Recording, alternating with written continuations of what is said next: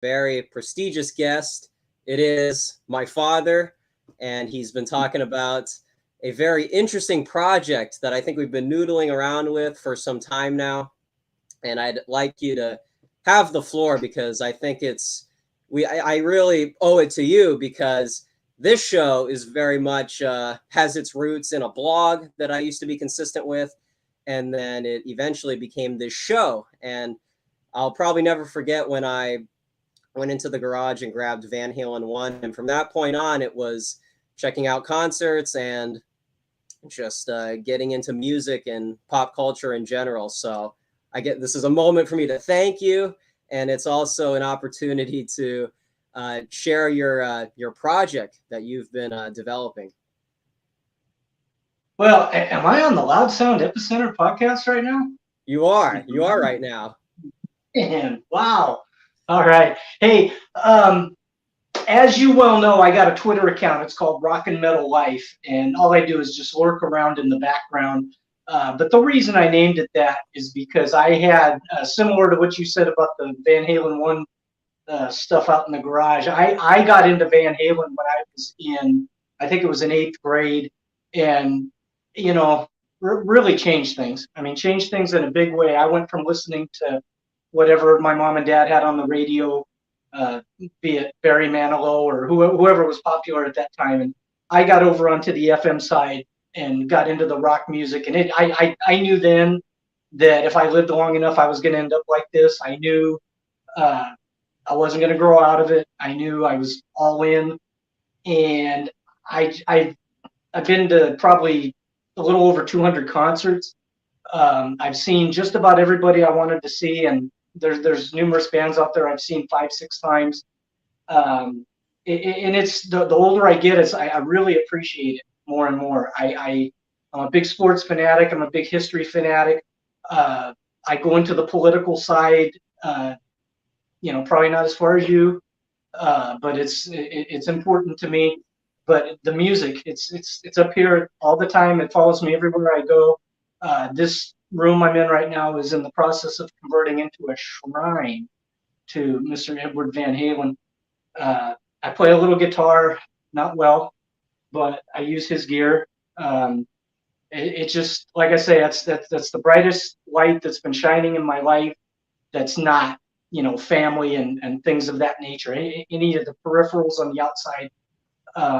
I've had hard rock and heavy metal and blues-based rock and punk and thrash and that kind of thing get me through the military, jobs I hate, places I didn't want to be, long drives to places I didn't want to go. It's just always there. And I wake up each morning and it's seconds before I'm thinking about a song or something. So anyway, I think music's really important in our lives. I think on the religious side, music is celebrated or used to celebrate, their faith and all around the world. I am not confusing this. It's diversion. It's absolutely diversion, and I'm not saying this is my life and my religion, but I've had it with me for over 40 years, and because I was about 15 when it really kicked in. And it's just, I'm going to make this blog I already have a baseball blog that no one reads, and I have a boxing blog that no one reads. So I'm going to make a music blog that no one reads. And it's just me. The reason I do these things, it's just me. It's just on the sports side, sports conversation turns into, yeah. Well, I'm immersed in sports, but I don't want to hear that noise. So I just do it myself over here. And I got a few people that follow along with what I do. Music, I don't know if it's going to be any different. I'm in the absolute beginning stages of building what it is that I'm going to build. But it's going to be my history. It's going to be what I think of what's going on now.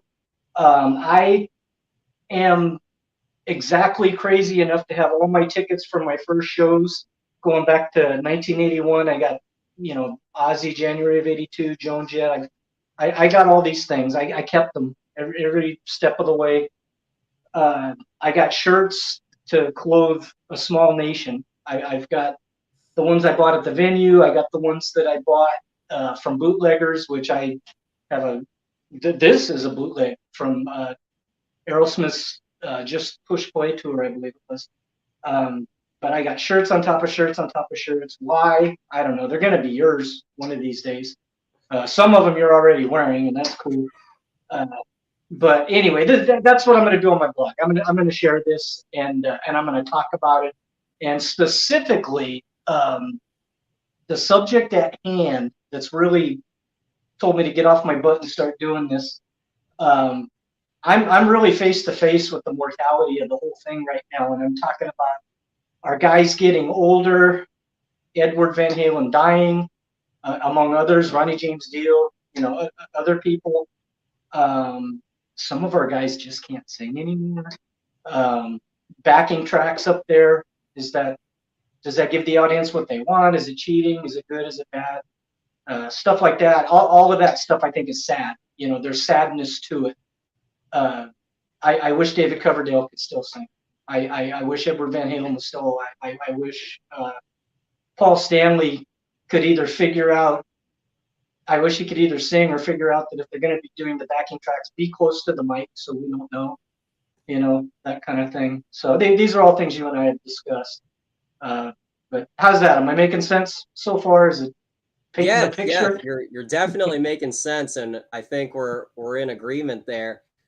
That's such a brilliant point because from what I remember, it seemed like we've been kind of on this theme of the future of the music for some years now, and yeah, it's something that with this recent Pantera announcement, it really should stay in people's minds where exactly the stage of this should be, because I remember you brought to my attention that Gray Slick quote talking about how rock music really is for the youth and it can't really exist outside of that context. And of course, Thomas, he was talking about how, the 90s angst is very exclusive to Pantera. And so to try and have any kind of incarnation of sorts with that today seems like a caricature, I don't think incarnation is the right word, but it's the fact that you have all these bands that are still touring, and it leaves to the imagination, like you always say, what was it supposed to look like at this phase of the game? And I don't know, Gray Slick walked away from music, and so it's not this big embarrassing thing of what they have to do post the albums, but it really does make you wonder. I think ideally, and we've kind of gone over this before, what's supposed to happen is each generation is supposed to have their band, and then that is kind of how the music stays alive, is the youth keeps it alive. But maybe through the advent of the internet and changes in the music industry, it seems like it's not really like younger bands that are carrying the legacy. It's more so we're really deriving everything from either like copycats or it just doesn't seem like there's any innovation. And I'm not saying that I have the answers and I know exactly what should happen, but it does definitely seem like, when you get a band like Greta Van Fleet, it's ideally you want the young guys that are inspired by old music, but that's format is just not effective enough because it's not inspiring, I don't think, to the same degree these younger bands that, Van Halen grasping onto Eric Clapton and, the Elvis latching onto the blues guys. There doesn't seem to be that kind of intimacy with the music. And it just seems to be this, surprise, surprise, it's cash grabs. And how do we make money off these, newer faces? And so it just seems like one of the themes on this show is to get Generation Z to get inspired enough to make, some kind of art that isn't just derivative of something else. And I think it really has to be introspective, because I think that's what you're talking about a lot. And what we try to share is really just get intimate with a lot of this music that we seem to be obsessed with, because if it's going to be in our minds for so long, then you got to be able to explain it to some degree, it seems like. But maybe that's just the autistic side of my brain. I don't know. Is that making sense? Yeah, and going back to the point about what was it supposed to look like at this point, I always think of Sebastian Bach, and he's out there singing "We're the Youth Gone Wild." Now, kudos to him. He's in pretty good shape to where he can still do his shows with his shirt off. You know, it's not embarrassing, but he's not young, and he's, you know, none of us are that were there at the time. But that song means a lot to me, but it doesn't mean, you know, I mean, Youth Gone Wild isn't the type of a song that, you know, it's not like something off of Rush's Hemispheres that really makes me think or something like that. But I remember when that song came out with my Sony Walkman on, like, man, that they just nailed that. Those guys just nailed that. Okay, well, you know, the years go by, and that's, you know, near the top of the catalog for both Skid Row, and, you know, Skid Row went out and got a guy who is kind of young right now, but even he's, I think, probably in his 30s. I could be wrong on that, but anyway, that's not to belabor that point. But yeah, when you're singing about, hey, we're young and reckless, and you can't tell us what to do, and, you know, so on and so forth. Well, it's probably going to age poorly. Okay, so who's done it pretty well? I think Mick Jagger probably wrote the book, because you see the guy right now. You can't believe he's coming up on 80, or I don't know actually how old he is. He's way up in his 70s. Moves great. Okay, well, everybody can't be like that. You know, I mean, yeah, you probably could, I guess, if everybody worked out and ate well and all that. The Stone songs, you know, Such a Dangerous Band. Now they're, you know, Hands Across America. Isn't it wonderful? Isn't it beautiful to hear these? And Ozzy Osbourne's another guy. Oh, the Prince of Darkness, the worst guy on the planet. And now he's been made out to be just a silly old harmless, you know, grandpa type. Weird. All of this just weird. You know, I could kind of predict David Lee Roth was going to end up the way he is now. You know, I mean, he's always been a wild card. But our guys in our music, you know, if they cut their hair and started doing acoustic stuff, we'd probably be upset with them. When Steven Tyler comes out there and he's still got the long hair and the look, and he's skinny as a rail, but he can't do the moves anymore, I think that's probably about the best we could ask for. You know what I mean? And have the band, you know, the band nails the songs. Joe Perry and those guys, they're going to be just fine. They're going to put the music out. Your front man and the attitude and all that stuff, that's the thing that I'm, you know, it's a mind bender for me at this time. And I would say maybe 7, 8, 9, 10 years ago, I kind of saw it coming. Hey, my guys are in their 60s and so on and so forth. But it didn't feel like it, because we look at the Whiskey A Go-Go's website of who's coming, and it looks just like 1988. We got the Bullet Boys. We got, you know, LA Guns is coming. We got Dawkins going to be there, you know, all right in a row, just like it was in the 80s, you know. But it seems like, you know, not that COVID had anything to do with it, but that's kind of like the line where, since COVID, and okay, now we're going to do shows again, it seems like it really stands out to me that, you know, Dave Mustaine's voice isn't what it was, and Coverdale's, you know, and then I don't even know if we even need to talk about Don Dokken, but, you know, it's winding down. And if you're looking to the Greta Van Fleets and the Dirty Honey and those guys, you know, I really like those guys. I like what I hear from them. But maybe I'm the wrong guy to ask, because I mean, I was alive and knew what was going on when Led Zeppelin came out with In Through the Outdoor. And I remember the day Bonzo died, and I remember all the talk about, wow, they're never going to play again. Well, yeah, they are. You know, they'll do another album, you know, and turns out they never really did, besides Coda and some, you know, a couple of reunion things. So do I punish those guys for sounding like something that I adore? I guess if you listen to the songs, you know, because I don't know them that well. I hear the stuff that comes on the radio, and I think I did the Greta Van Fleet album one time, and it was like, oh, okay. You know, they do kind of have their own sound. But again, like I say, I'm the wrong guy to ask, because I can't not look at it through the Zeppelin prism, because that first song, that was precisely what it was. And, you know, maybe shame on me for that, I guess. But again, how are you going to get my attention? You know, I don't know what they can do. I'm so well established, you know, senior citizen level established. So I don't know that I'm really looking for, you know, like Lars Ulrich's son has a band, and Steve Harris's son, they mentioned them on Blabbermouth. I don't even read the articles. I don't care. You know, Well, so maybe shame on me, you know? well, I think that goes back to an earlier point. I think the nostalgia, the fact that, like you said, what used to be rebellious is now establishment, I think that's a big cause for how something like rock can easily become like the relationship between the fans and the band's legacy, like we've talked about before. And Pete Pardo from Sea of Tranquility brought this point to my attention.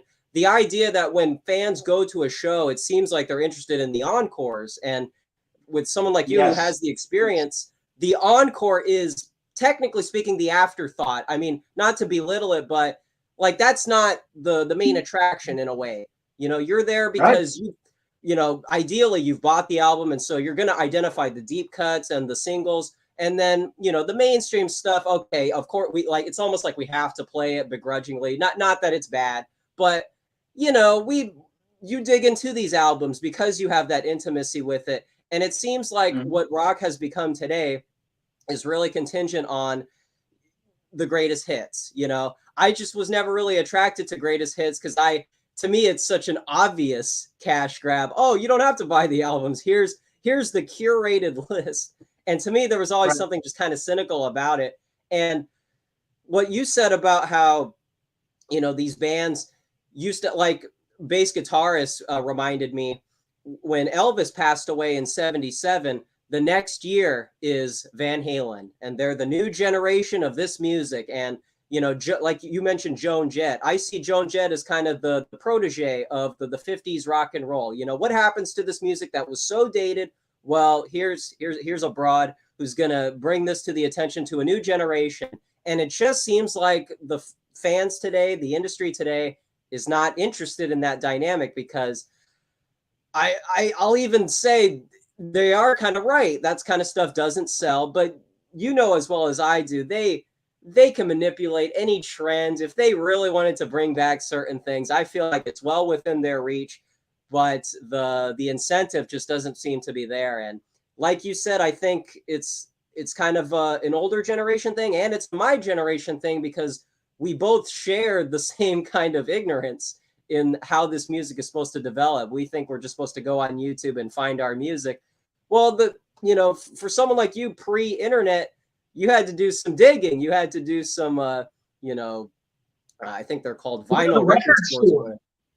Yeah, yeah. Exactly. Go to the record store and flip through and, you know, what is that all about? Does anybody at school know? Have you heard, you know, Exile on Main Street? Do you know all these songs? You know, that you're exactly right. And then, you know, okay, so I don't like the recycled Led Zeppelin, blah blah blah. But boy, I'll tell you, I sure love my '80s music, and they just wiped it out in one fell swoop in the '90s. But we've talked about Veins of Jenna came along and recreated the you know Faster Pussycat, L.A. Guns, Guns N' Roses, the early Sunset sound, and I mean they checked every box, and they got absolutely nowhere with Bam Margera bringing them onto his label.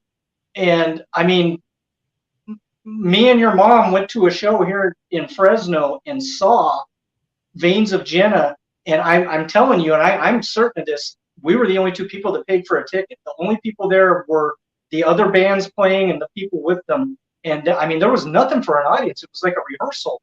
And, you know, okay, well, that's here.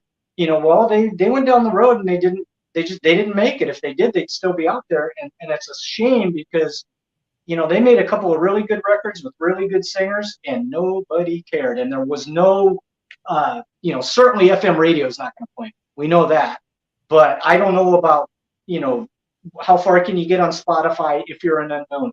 Can you break, you know, on satellite radio somehow? I don't even know. I've given up on that stuff, so I don't know.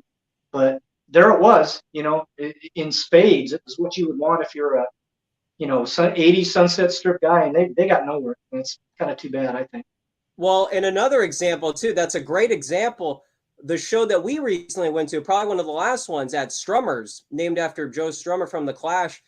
They had a show that was hosted by a Fresno guy. You know, it was like a band from different parts of the world, and it was part of this probably the most like relevant new metal subgenre, the new wave of traditional heavy metal, which is taking influence from the new wave of British heavy metal back in the 80s. And so to me, this is like what I was saying, a real synthesis of the past and appropriating it for the 21st century to a new audience.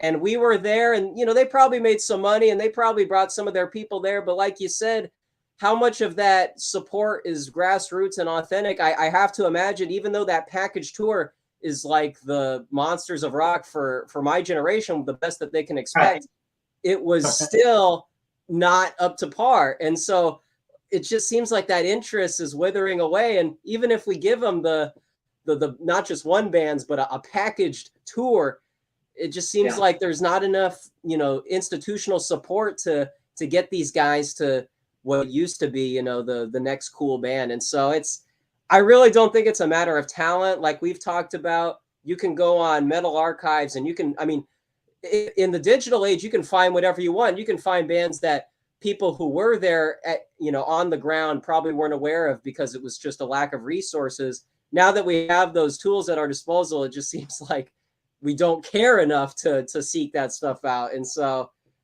that's where I say it's not people getting less talented, maybe on the broader level, but I think it really is like a fans and a fatigue and a lack of interest. I know you're not supposed to critique the fans. That's like a marketing tip, but a lot of the blame, I think, can go to some people who are just stuck in this echo chamber. Yeah. Well, and again, I'm sure if I put my mind to it, I could go out there and find new bands, like the ones on that show you mentioned, the Haunt show. That was an absolutely fantastic show, but I kind of got the feeling that a lot of the fans that were there like they knew Trevor because he's from here. And I wondered what that show looked like at the other venues where they had just come from. And I hope they did well, and maybe they did. Maybe we were the ones that let them down. I don't know. But I mean, that was a successful show. It wasn't like the place was empty, but you're right. That should have been, you should have come in the door to the venue, and the back of the crowd should have been right there, because that was such a great package. But I have kind of arrived at this spot where, what I'm doing with this blog that I'm building, it's just so voluminous, just my memories, and then, what I think of everything and the people I'm able to interact with. That's what I want to do. I just want to catalog it all, put it together, show everybody these ridiculous tickets I have, that I've had since the early 80s, the T-shirts, talk about the shows I've been to. One thing I think is kind of interesting that I don't think anybody does, there's a website out there called Last FM, and I think I'm going to link all my concerts to those, because that thing is so interesting. You look at, I saw Aerosmith in Long Beach in 1987, and I look it up, and I mean, I was there. It was a great show, and I don't get hammered when I go to shows, so I enjoy the experience. And I read these set lists, and it's like, oh wow, they played Magic Touch. You'd think I'd remember that, I mean, it's like 35, 40 years ago, but still, you see what they play, and like we were talking about Van Halen, Live Without a Net, playing the Hagar songs and stuff like that. It's like, those are good memories, to maybe some things that have slipped my mind over the years, but that, I'm going to include stuff like that. And I guess I'm kind of admitting that I'm taking myself out of the search for new music, but it hasn't been for a lack of trying. I've looked around, and I just haven't really seen anything that knocks my socks off just yet. So I'm gonna celebrate, in the days coming up, I'm gonna celebrate where I've been, who's been there with me, and what a good time it was, and do a lot of reflecting and a lot of thinking, and especially with so many of these bands still out there now. I think that's what I'm going to do. Maybe review the concerts we go to from now on, that kind of thing. I think that's where I'm at. Well, that's great to hear, because I think that's part of what keeps the music alive, because that's something that, of course, it got me interested. It's what got this show up and running. And that's the kind of thing that, I think things could be a lot worse, to put it mildly. I mean, people vaguely understand what heavy metal is, what, classic rock is a staple for some, like what happened, with us, you guys played the classic rock. And so it normalized it for me. And I think that kind of influence has survived. And so it's not like it's, it's not like it's a dinosaur show. I mean, a little bit it is, but it is kind of Can encouraging that be. it has been completely extinct. And so that's why, like you said, the emphasis is the celebration of this music. And I think that can really usher in a renaissance, because I just, maybe it's too much optimism to my detriment, but I just think this stuff has to survive in some capacity. And I don't think it has to be in a negative way either, because there's just, like you said, there's too many people out there like you who went to those shows. And even if they didn't save every last ticket, that was a part of their memory. That was part of their culture. And stuff like that does not disappear within a generation. Just historically, the stuff like that just can't really disappear in that way, I don't think. So this Yeah. Rock and Metal Life project. Yeah. No, I was just gonna say, I think you guys in your age group, you got it through your video games and stuff like that. That was a big part of some of it at one point. I'm not even knowledgeable enough to know if that's still out there. I don't know if can Metallica make a new song and only have it on a video game or something like that. I don't know if that's still going on. But I remember when you were really bringing yourself up to speed. You were communicating with people with your headphones on in there, and you guys were talking about my stuff, and I thought I thought that was fantastic. That needs to keep going, because I remember I saw maybe 10 years ago, I saw Foreigner, and they came out, and Mick Jones was the sole survivor. There's like 8 guys on the stage, and Mick Jones is the only one. And I'm standing there thinking, oh man, I mean, I knew that going in, but I was like, oh boy. It's not Lou Gramm. I knew that. This guy sounds great, blah, blah, blah. However, as they did their set, man, those songs, they mean so much to people. And that was I don't know, maybe 1,500 people in the crowd that night. And they just do they do the piano for Cold as Ice, or they do the double vision riff, and oh, everybody lights up and it's fantastic. And I remember thinking, okay, it's okay. It's okay that it's just Mick Jones. I mean, I kind of crossed that bridge that night. And like you said about Pantera, my feeling is, boy, those songs should be toured. And if the survivors can tour them, and if you can handpick the 2 guys that they pick, I'm okay with it. I totally understand people that don't think it's right or shouldn't, can't go along with it. I kind of feel like if the Abbott family's on board, and I can't imagine they'd be doing it if they weren't, but if the Abbott family's on board, and if Zakk Wylde was Dime's best friend, I say take those songs out there and let the people have them. I think it's all right, and I'm going. I tell you that for sure. Well, that's the thing, and maybe this gets at sort of what we were mentioning earlier with the fans, some of the obstacles that they haven't really confronted with probably. You're celebrating the music. I mean, if I'm understanding that properly, I understand you're putting a lot of emphasis on Eddie Van Halen. Of course, the music can't really exist outside of him.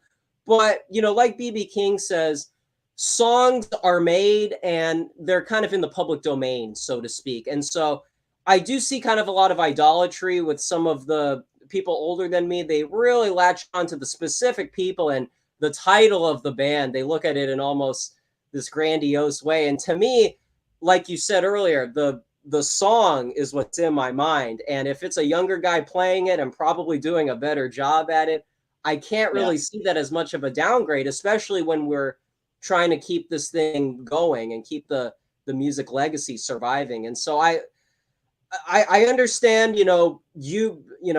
people like you who saw the shows in person, you have some bragging rights to, you saw these people up close and personal, and I'm just some punk kid who grew up with the internet, so it's very easy for me to waggle my finger. But I do think the songs itself is what is really binding us, and so maybe that's a little controversial that we're kind of making that separation between the art and the artist.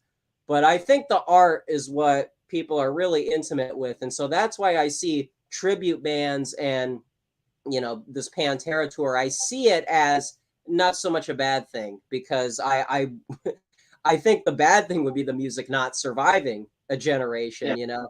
30 years after Pantera forms, roughly speaking, I mean, this music should probably go somewhere besides into obscurity. So that's I know that might rub people the wrong way, but Yeah, and I don't begrudge the people that can't be comfortable with it, because music should be what it is for you. We've talked about this a bunch. If I've always had this ability, and you can call it, rationalizing or whatever. Anybody can call it whatever they want, but I've always had this ability. If I really, really like the music, but David Lee Roth saying these just stupid lyrics that I can't go along with.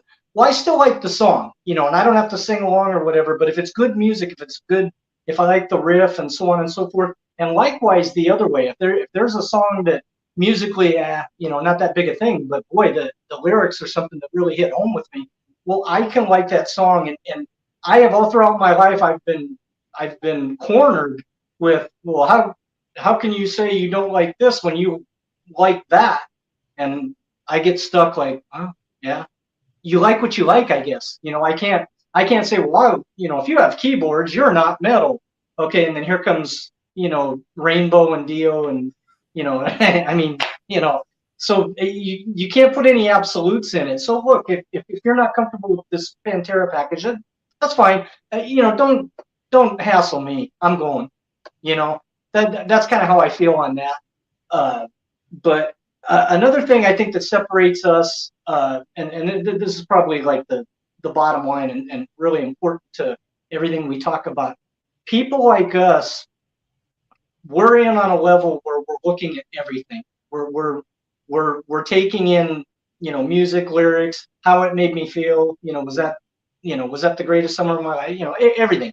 There's so many things you can take in, and I truly believe, especially if you go back to the 80s when, Def Leppard was selling 10 million and Guns N' Roses was selling 10 million and so on and so forth. I think a lot of people are in it like image is top heavy. Image, and not necessarily like, do I identify with Motley Crue's whatever those outfits are or whatever, but if it's cool, if it's accepted, the Quiet Riot guys were the coolest guys in the world for a year and a half, something like that, and then all of a sudden they became a cartoon. Okay, well, what's that all about? I mean, you can argue the songs or whatever, but I think when, it just when public attention shifts elsewhere and something else is new and cool, I think you lose a lot of people. And for me personally, see ya. No, that's no problem at all. I don't, I'm gonna like it no matter what. I'm still here. I'm going to be here. This isn't going away for me. I've just immersed myself in music, and that's for better or for worse, but that's it. That's what I'm doing. The people that moved on and accepted something else, and yeah, I hope they're happy. I really hope they are. But now your 10 million selling records become million, and your million records, the next time they put one out, they're lucky if they go gold, and that's the kind of thing. But those of us that are really invested in it, we don't worry about that. We go on the computer and we find our stuff, and we reach out and network with people, and we figure out what's going on. How many times have you been told, hey, are you going to that show? What show? Oh, really? That thing's coming up. That's us. Okay, the guy that jumped off the wagon and went down he's out there downloading Taylor Swift songs right now or whatever. He's I hope he's happy. I hope that's what they like, and I'm sure that is. That they're getting what they want out of it. What I am getting out of it is the songs that give me goosebumps, make me not realize I'm driving 80 all of a sudden. People come up to me at work and like, what are you doing? Like I'm talking, but there's nobody around. That's Aerosmith's Toys in the Attic. I'm doing Uncle Salty right now. I mean, just in my head, not consciously moving my lips or, I'm just thinking, that's where I'm at. And if it's, trend to trend to trend to trend, that's not me. I don't have, I think if you look at pictures of me over the years, I kind of look like this. I'm not wearing the latest thing and, doing whatever with my hair. This is me and this is my music. So that's what this is all about for me. Yeah, and I think that is kind of exclusive to our genre too. I mean, it probably happens with others, I'd imagine, but when people kind of get discouraged, why aren't we in the Rock and Roll Hall of Fame? Why aren't we on the Billboard Top 100? Like you say, this is supposed to be a narrow road. This is supposed to be kind of an underground thing. And so to compare yourself like that, you're never going to reach your expectations. And so, like you said, I mean, we're happy with our genre. And if other people just aren't making that shift, that's, I mean, we kind of didn't really like when the commercial audience came to our side. That's when things seemed to go awry, maybe. But so that, like you said, the people that are invested and they're interested in doing the investigating, those are the people that are going to spot trends. And like the new wave of traditional heavy metal, that's probably not going to be the last metal trend. Maybe it will be, but there's definitely going to be people out there that are going to be doing some thinking. And I think that's what's going to keep this music around. It's not a bunch of it's not a bunch of autists just listening to loud jazz and frantically going around in circle pits, whatever those things are. I think there's a lot of educated people that are stuck around, and we're probably going to see some people in my generation join the bandwagon. So counting on you. I need you guys to move it forward. That's right. This show is trying to get the word out there. I see we got some people in chat. This is the stuff I want to get to you guys. So that's the thing.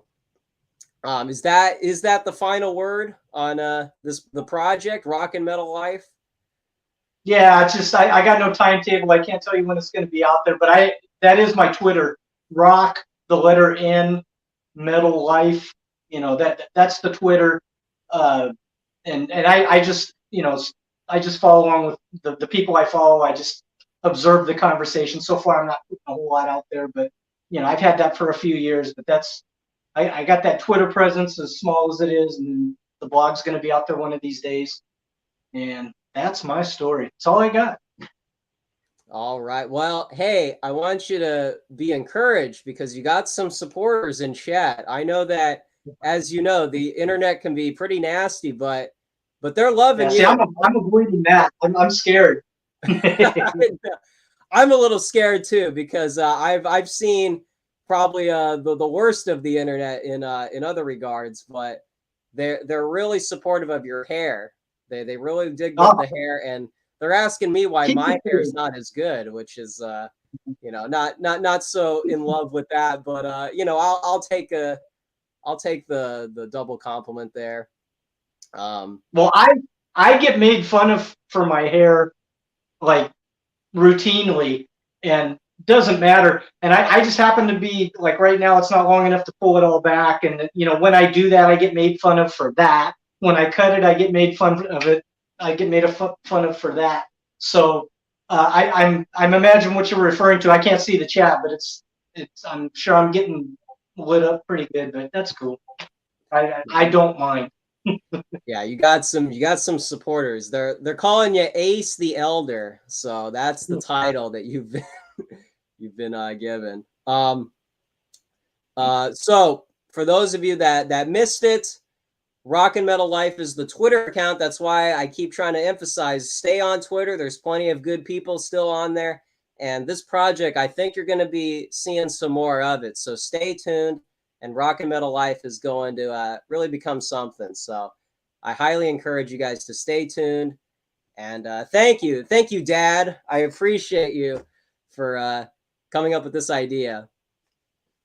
Yeah, no, it's cool. I mean, I remember we always joke about how one time you got upset because I was playing David Lee Roth in the car when we were driving to Reno or something like that, and then like 2 years later, you're into punk and thrash and death metal and all that. So hey, that's how I think it's at the end of The Big Lebowski where he says that's how the whole human comedy keeps perpetuating itself or whatever.